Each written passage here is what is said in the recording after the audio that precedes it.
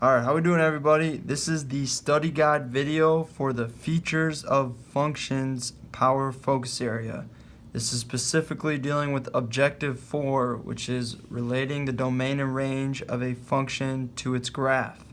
Alright, the first thing we want to define is domain and range. Okay, as a quick refresher, domain is represents all possible inputs, okay, which are also known as the x values, which are also known as the independent variable, okay? Independent variable, okay? All right. Your range is known as all possible output values, okay? Which are your y values, okay? And which are also known as your dependent variable, okay? We should have talked about this in your concept unit, okay? So when we are finding your domain or range, okay, the first thing that you got to know is that your domain is dealing with all possible x values. So we are only going to be looking at the x-axis, which is this horizontal orange axis I'm highlighting, okay? So when we're finding domain, we want to find first, where does our function start and where does it stop? So we're going to look, where's the furthest point on the left, which is right here, our arrow, and where's the furthest point for our function on the right, which is this arrow. Okay, and if you remember, these arrows mean the function here is going on to negative infinity, and our function here is going on to positive infinity. So technically there's no starting or stopping point. So in this case, our domain is going to be all real numbers, okay?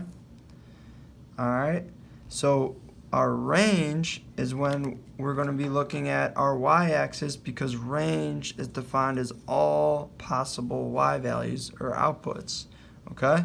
And when we are looking for range, we're going to look at what's our lowest possible point, which is right here, and what is our highest possible point, which again, we come back to these arrows, okay? So in this case, technically, there is no highest possible point because this function goes on to infinity, positive infinity. But there's a lowest possible point right here, okay? And this lowest possible point, okay, was at y, the y value of -3. So in this case, everything is greater than -3.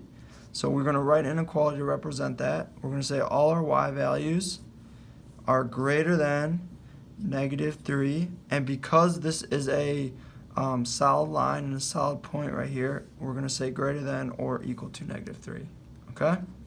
So we're going to take a look at two other examples.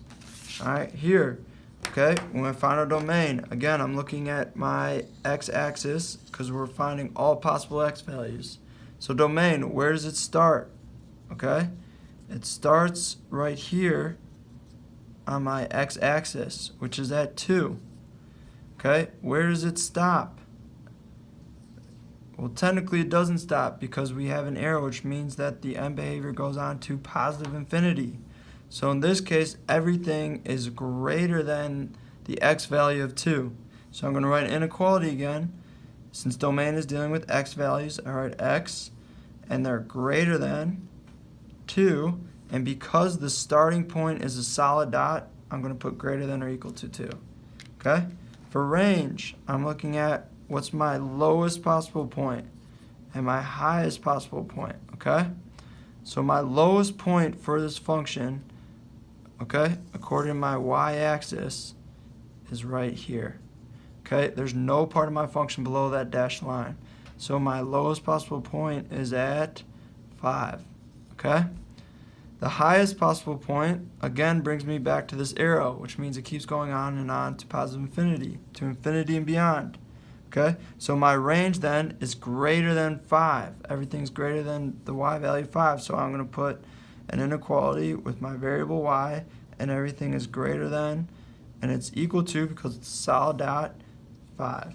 So my range is greater than 2. I'm sorry, my domain is greater than or equal to 2, and my range is greater than or equal to 5. Okay? Our last example is a little bit different. Okay? We have a continuous function here Okay, and for domain again, I look, where do I start on my x-axis? And I start at this point right here, which is at 0. And where does my function stop? It stops right here, which is at 1, 2, 3, 4, 5, my x value of 6. So in this case, my whole function is between 6 and 0 on my x-axis. Okay?